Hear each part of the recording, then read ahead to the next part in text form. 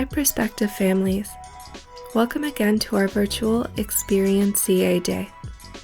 My name is Alyssa Armstrong, and I have the privilege of teaching middle school visual arts. I'd love to share and demonstrate a few foundational shading techniques with you today. My student artists use these consistently throughout the year. We'll keep materials quite simple. I'll be using white paper and Prismacolor colored pencils, but any colored pencils will work as you follow along. As a good rule of thumb, you'll always want to ensure that your wrist is comfortable while shading with any technique. If you're noticing that your wrist is in this position, at any time, adjust your paper so that you can work comfortably. We're looking to work within a 45 to 60 degree angle, which supports the light pressure we'll apply.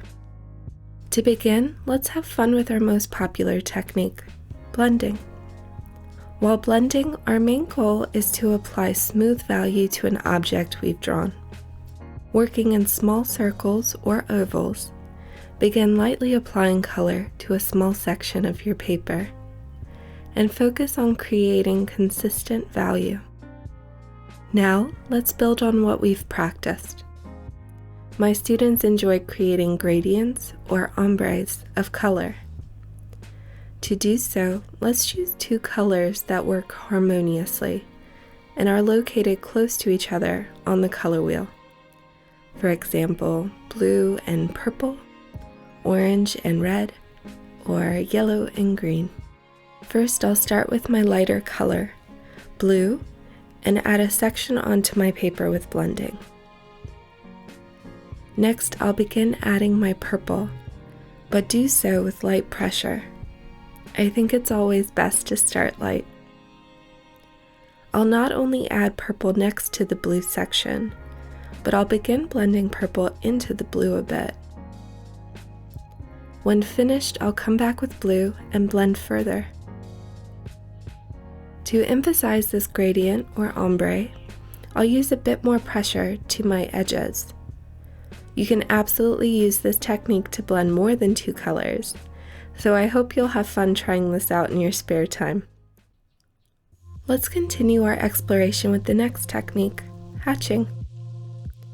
In contrast to blending, hatching can serve as a fantastic way to achieve the illusion of texture in an object we've drawn.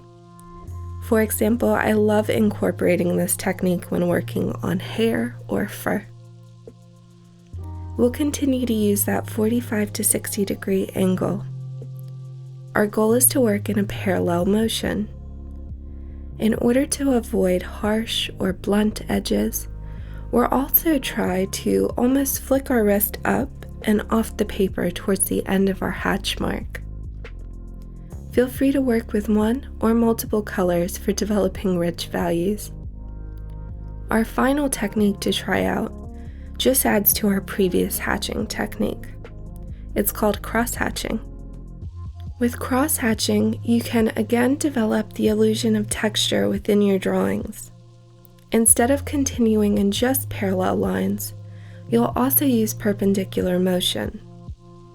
I love working with multiple colors while using this technique and encourage you to pick out some of your personal favorites. Again, we'll start with hatching, working in one direction, perhaps with one color. Then in the opposite direction, try using a different color to create your cross-hatching.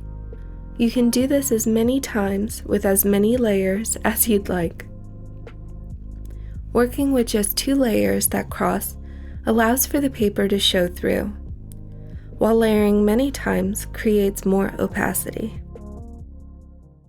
And there we have it, 3 shading techniques to add to your visual arts toolkit. I hope to have you in our 6th grade Visual Arts Minors program so we can keep creating together. Stay safe, stay creative, and I hope to see you soon.